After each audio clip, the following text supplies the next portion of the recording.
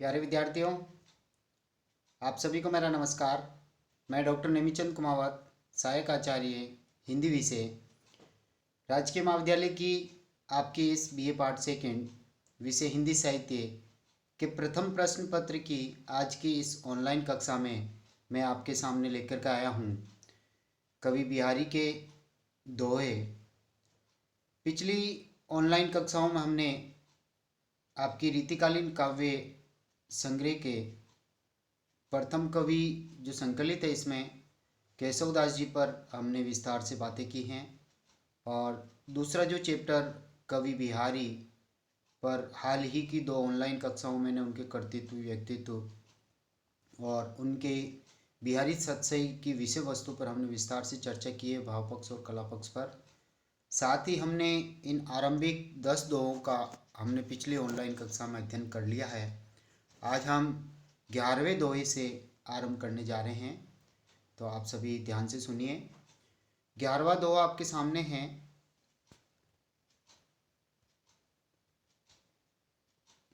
निकी निकी दई अनाकनी फीकी परी गुहारी, तजो मनो तारन बिरदु बारक बारनु तारी। यहाँ कवि बिहारी जी भगवान श्री कृष्ण को उल्हाना दे रहे हैं कि हे प्रभु, मैं कब से पुकार लगा रहा हूँ और मेरी सारी पुकारें बेअसर हो रही है। नीकी यन अच्छी तरह से, दई यन कर दी है आपने, अनाकनी यन आनाकनी यानी आपने अच्छी तरह से बहाना बना लिया है, आनाकानी कर दी है, मेरी बातों को टाल दिया है। फीकी परी गुहारी, मैं कब से पुकार लगा रहा हूँ, कब से उद्धार करने के लिए आपसे गुजारिश कर रहा हूँ, लेकिन फिर भी आप उस ओर बिल्कुल भी ध्यान नहीं दे रहे हैं। तजो मनो, मनो यानी यहाँ उत्प्रेक्षा अलंकार है, कवि यहाँ संभावना व्यक्त कर रहे हैं। कह रहे कि तेजो यानी आपने त्याग दिया है। तारनु बिरदु, तारन यानी उदार करने का, बिरदु यानी यश, बारक यानी एक बार, बारनो यानी एक हाथी, तारी यानी उधार करके। अर्थात हाथी जब मगरमच्छ हाथी के पाँव को जब पकड़ लेते हैं तो वह हाथी एक बार आवाज़ में पुकारता है कि हे कृष्ण, हे प्रभु, इस मगरमच्छ से मेरी रक्षा कीजिए। तो हे प्रभु, उसकी एक आवाज़, एक पुकार को सुनकर आप उसकी मदद के लिए दौड़ पड़ते हैं और उस हाथी का उद्धार कर देते हैं। लेकिन प्रभु, मैं तो कभी से ही पुकार लगा रहा हूँ, बहुत सारी आवाज़ें मैंने गुहार पुकार लगाई हैं, लेकिन फिर भी आपने एक बार भी ध्यान नहीं दिया। इसलिए आपने वह उद्धार करने का जो यश आपने अर्जित किया था, अब शायद आपने उसको त्याग दिया है। इसलिए आप मेरी पुकारों को अनसुनी करते जा रहे हैं। यहाँ वक्रोक्ति के रूप में कवि ने अपनी बात कही है। दूसरा दोहा, 12वां दोहा आपके सामने है, और 12वां दोहा है। प्रगट भये द्विज राजकुल, सुबस बसे ब्रज आई, मेरो हरो कले सब, केशव केशव राई। यहाँ कवि बिहारी जी कह रहे हैं कि प्रगट भये, प्रगट यानी जन्म लेना, उत्पन्न होना, द्विज राजकुल, द्विज यानी ब्राह्मण, यानी ब्राह्मण वंश में, कुल यानी वंश, ब्राह्मण वंश में हमारा जन्म हुआ। सुबस बसे ब्रज आई, सुबस यानी स्वेच्छा से, अपने वश में होकर के स्वेच्छा से, बसे यानी निवास किया, ब्रज आई अर्थात ब्रज मंडल में स्वेच्छा से आकर के हमने निवास किया। मेरो हरो कलेश सब, और मेरे सारे सांसारिक कलेशों का, दैहिक दैविक भौतिक जितने भी कष्ट है, इन सब का निवारण कीजिए। केशव, केशव एक तरह से बिहारी जी के गुरु का नाम भी है, और उनके इष्ट कृष्ण का अर्थ भी यहाँ दे रहा है। केशव राय, और ये उनके पिता का नाम है। तो हे मेरे गुरुदेव, हे मेरे इष्ट केशव, हे मेरे पिता श्री केशव राय जी, आप सभी मेरी सांसारिक बाधाओं का हरण कीजिए। मेरी दैहिक दैविक भौतिक जितने भी सांसारिक कष्ट हैं, इन सब का आप हरण कर लीजिए, इन सब का आप निवारण कर लीजिए। क्योंकि हम स्वेच्छा से ही ब्रज मंडल में आकर के हमने निवास किया, और हम ब्राह्मण वंश के हैं, ब्राह्मण वंश में हमारा जन्म हुआ।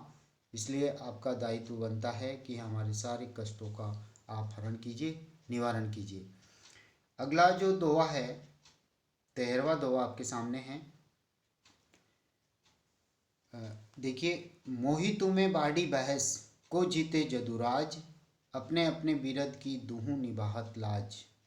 यहाँ कवि बिहारी जी कह रहे हैं कि हे प्रभु, हे कृष्ण, आप उद्धार करता हैं और मैं एक सामान्य सांसारिक प्राणी हूँ। आप में और मेरे में दोनों में बराबरी तो नहीं हो सकती, लेकिन हम दोनों में एक विवाद अब छिड़ गया है। आप उद्धार करता है सांसारिक प्राणियों का, और मैं उन सांसारिक प्राणियों में एक अधम और दुष्ट हूँ जो पापाचार करता रहता हूँ। देखिए, मोही तुम्हें, मोही यानी मेरे में, तुम्हें यानी आप में, आप मेरे में और आप में बाड़ी बहस, बाड़ी यानी बढ़ गई है, बहस यानी विवाद बढ़ता गया, बढ़ता जा रहा है। को जीते जदुराज, हे यदुवंशी कृष्ण, अब हम दोनों में ये देखा जाएगा कि कौन विजय हैं, कौन विजयी होंगे। आप दुष्टों का, पापियों का यानी अपने भक्तों का आप उद्धार करने में विजय होंगे, या मैं अपने पाप कर्म करने में विजयी होऊंगा। अपने अपने बिरद की दुहु निभाहत लाज, अपने अपने यानी आप अपना कर्म कीजिए उद्धार करने का, और मैं अपना अधम और दुष्ट कर्म में मेरा काम करता रहूँगा। हम दोनों में विवाद छिड़ गया है। दुहु निभाहत लाज, अर्थात निभात या निर्वाह करना, लाज यानी मर्यादा। आप अपनी उद्धार करने की मर्यादा का पालन कीजिए, और मेरी जो सीमा है, ऐसे एक सांसारिक प्राणी, अधम प्राणी जो दुष्ट होकर के, जो संसार में आकर के पाप कर्म करता रहता, मैं अपने कर्मों का निर्वाह करूँगा, आप अपने उद्धार करने का निर्वाह कीजिए, और फिर देखते हैं कि दोनों में कौन जीतता है। तो यहाँ अन्योक्ति रूप में यहाँ व्यंग्यार्थ ये निकल रहा है कि आप उद्धार करता है तो आप अपने भक्तों का उद्धार जरूर करेंगे, और मैं तो संसार में रहकर किसी तरह से पाप कर्म करता रहूँगा, और अंत तक कृष्ण ही जीतते हैं और वो अपने भक्तों का उद्धार कर देते हैं। तो बिहारी जी ने भी ये पुकार लगाई है कि प्रभु आप मेरा भी इसमें उद्धार कर दीजिए। अगला 14वां दोहा आपके सामने है। समय पलट पलटे प्रकृति, कोने तजे निज चाल। कवि बिहारी जी इस दोहे में एक नैतिक बात कह रहे हैं। समय पलट अर्थात समय परिवर्तनशील है, समय बदलता जा रहा है। समय के साथ साथ ही पलटे प्रकृति, प्रकृति में भी परिवर्तन आ रहा है, लेकिन इस समय के साथ साथ लोग जो है अपनी निज चालों को, अपनी आदतों को, अपने व्यवहार को नहीं बदलते हैं। को न तजे, को न यानी कोई भी, न तजे नहीं त्यागते हैं, निज चाल अर्थात अपनी आदतों को नहीं बदलते हैं। भो अकरुण करुणा करो, यही कपूत कली काल। यानी कहने का था भो यान हो गया, अकरुण यान निर्दयी, करुणा करो यान करुणा करने वाले कृष्ण भी निर्दयी हो गए हैं। समय बदल रहा है, प्रकृति बदल रही है, लेकिन कोई भी अपनी चाल को, अपनी आदत को नहीं बदल रहे हैं। यही कपूत कली काल, यानी जो कपूत पुत्र जो है वो इस कलयुग में कुपुत्र हो गया है, हो जाता है। और करुणा न करने की उलाहना यहाँ पर कवि ने दे रहे हैं कि आप तो करुणा करने वाले हैं, लेकिन समय का प्रभाव आपके ऊपर भी पड़ गया है, आप भी बदल गए हैं। प्रकृति में परिवर्तनशीलता की तरह आप में भी परिवर्तन आ गया है। अब आप दयालु की जगह निर्दयी हो गए हैं। जिस तरह से पुत्र कुपुत्र का रूप धारण कर लेता है, तो यहाँ एक तरह से करुणा न करने के कारण बिहारी जी ने अपने इष्ट को उलाहना दी है, कृष्ण को उलाहना दी है कि आप भी समय के साथ साथ नहीं बदले हैं, बल्कि आप निर्दयी हो गए हैं। अगला 15वां दोहा आपके सामने है। देखिए, जो जो बढ़ती विभावरी, त्यों त्यों बढ़त अनंत, ओक ओक सब लोक सुख, कोक शोक हेमंत। हेमंत यानी हेमंत ऋतु, सर्दी की ऋतु में हम देखते हैं कि दिन छोटे होते हैं और रातें बड़ी होती है। तो यहाँ कहा गया है जो जो बढ़ती विभावरी, विभावरी यानी रात, जैसे जैसे रात के समय में बढ़ोतरी होती जाती है, रातें बड़ी होती जाती है, त्यों त्यों बढ़त अनंत, और वैसे वैसे ही बढ़ता जाता अनंत, जिसकी कोई सीमा नहीं है। यानी कहने का तात्पर्य हेमंत ऋतु में जो है वो धीरे, हेमंत ऋतु में रातें जैसे धीरे धीरे बड़ी होती जाती है और अनंत तक बड़ी होती ही जाती है, और दिन बहुत छोटे होते जाते हैं। ओक ओक सब लोग सुख, और ये बड़ी होती हुई इन रातों में घर घर में सारे लोग सुखी हैं, यानी नायक और नायिका दोनों सुखी हैं, क्योंकि अधिक देर तक उनको रति क्रिया का संभोग सुख उनको मिलता है। प्रेम सुख उनको मिलता जाता है। इसलिए जितनी रातें बड़ी होगी उतना ही आनंद उनको आता रहेगा। लेकिन एक तरफ ये आनंद की बात कवि कहते हैं और दूसरी तरफ कह रहे हैं कि कोक शोक हेमंत। कोक यानी चकवा पक्षी जो है वो अपनी क्योंकि इनके लिए कहा जाता है कि ये दिन में इन चकवा चकवी इन पक्षियों का मिलन होता है और ये रात्रि में बिछुड़ जाते हैं। तो दिन छोटे होते हैं तो इनको मिलन सुख बहुत कम मिलता है और रातें बड़ी होती तो इनको शोक विरह दुख इनका अनंत हेमंत ऋतु में अनंत बढ़ता जाता है। तो यहाँ जैसे जैसे रातें बढ़ती जाती है तो सांसारिक प्राणी नायक नायिकाओं के संयोग सुखों में वृद्धि होती जाती है और दूसरी ओर जितनी रातें बढ़ती जाती है उतनी इन चकवा पक्षी को अपनी प्रिया से बिछोड़ने का विरह दुख भी इसका अनंत होता जाता है।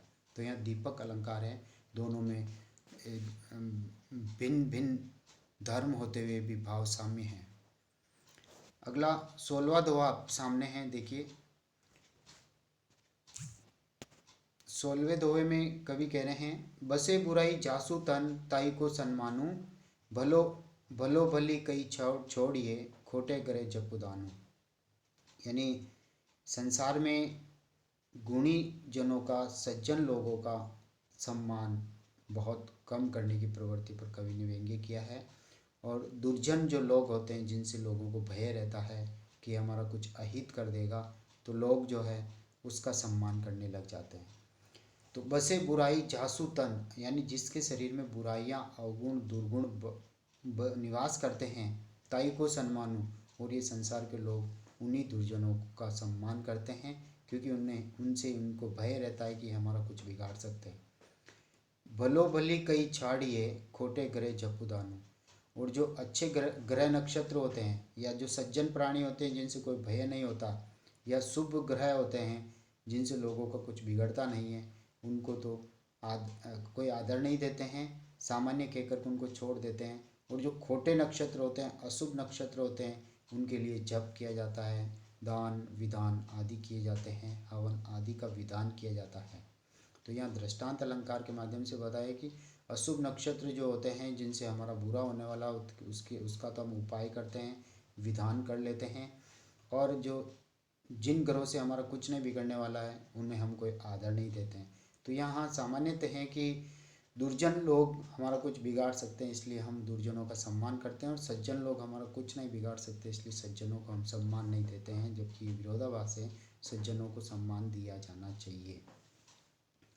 अगला 17वां दोहा आपके सामने है अति अगाधु अति ओथरो नदी कूप सरुबाई सो ताको सागरू जहाँ जाकी प्यास बुझाई। कवि यहाँ कह रहे हैं कि आवश्यकता अनुसार जो वस्तु हमें समय पे उपलब्ध हो जाती है वही हमारे लिए बहुत अहमियत रखती हैं, बहुत बड़ी चीज़ होती हैं। तो अति अगाधु यानी बहुत गहरा हो, अति ओथ्रो भले ही उथला हो, बहुत कम गहरा हो, चाहे नदी हो चाहे कूप यानी कुआं हो, सरु यानी तालाब हो, बाई यानी बावड़ी हो।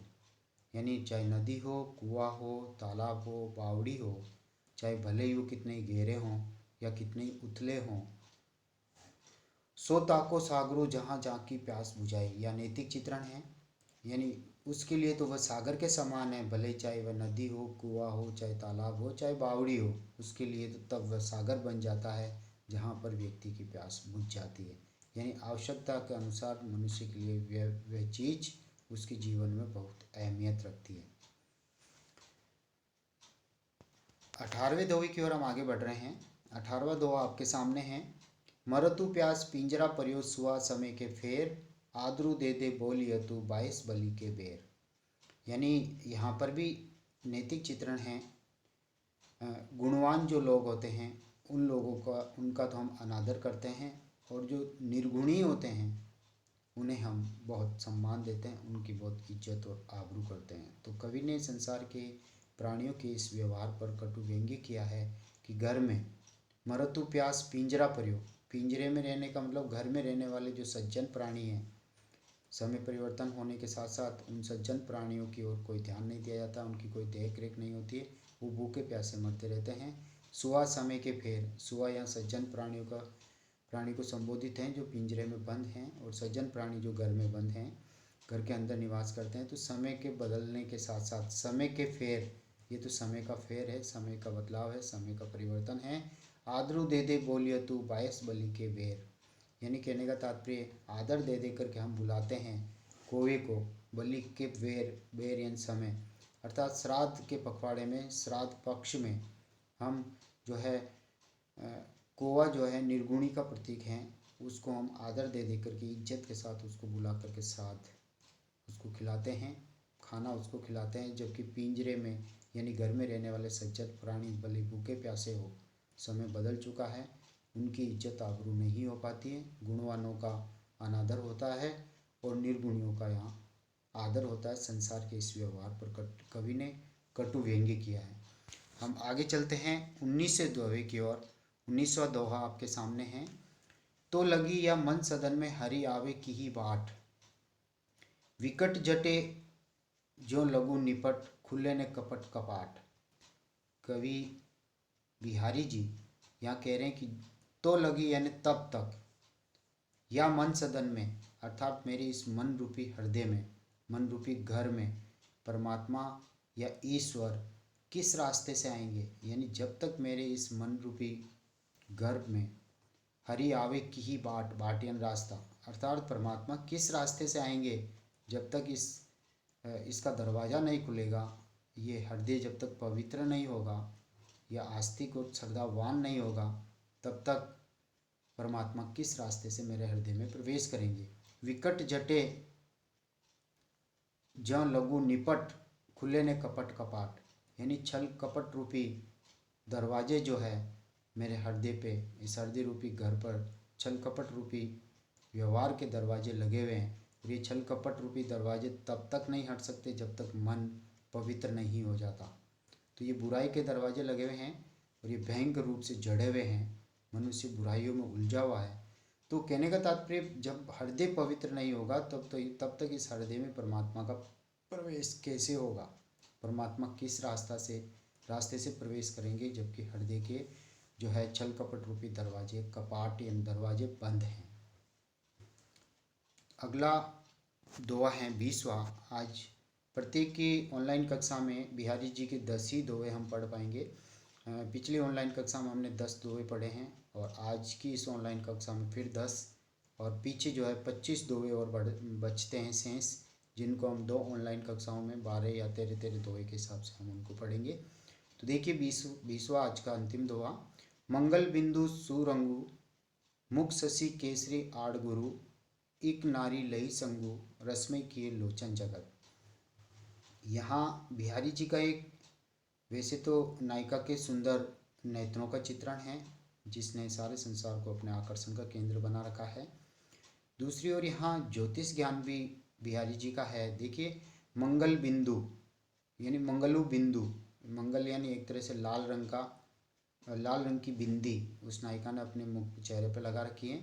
सुरंगु मुख शशि, और उसका जो सुंदर रंग वाला एक तरह से गौर वर्ण वाला जो मुख है, मुख शशि कहा है यहाँ पर, यानी मुख रूपी शशि, चंद्रमा के समान सुंदर मुख, जो श्वेत वर्ण का ग्रह हो गया एक तरह से, चंद्र ग्रह श्वेत रंग का और मंगल ग्रह लाल रंग का।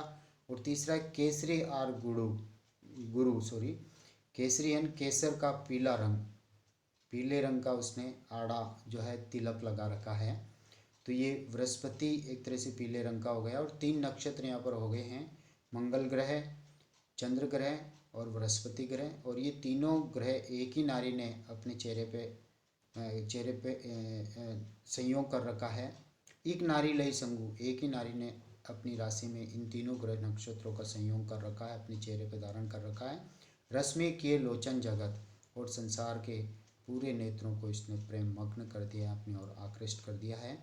और ज्योतिष में जब ये तीनों ग्रह नक्षत्र जब एक ही राशि में आ जाते हैं तो जल वर्षण का संकेत है, अत्यधिक वर्षा होने का संकेत है, पृथ्वी पर सरसता होने का संकेत है। और नारी के एक ही मुख पर जब तीनों ग्रह नक्षत्र मौजूद हैं तो यहाँ पर पूरे संसार को प्रेम मग्न करने का संकेत है। तो प्यारे विद्यार्थियों, आज की इस ऑनलाइन कक्षा को हम यहीं समाप्त करते हैं। अगली जो ऑनलाइन कक्षा होगी वो 21वें दोहे से हम आरंभ करेंगे। तब तक के लिए आपको धन्यवाद। जय हिंद, जय भारत।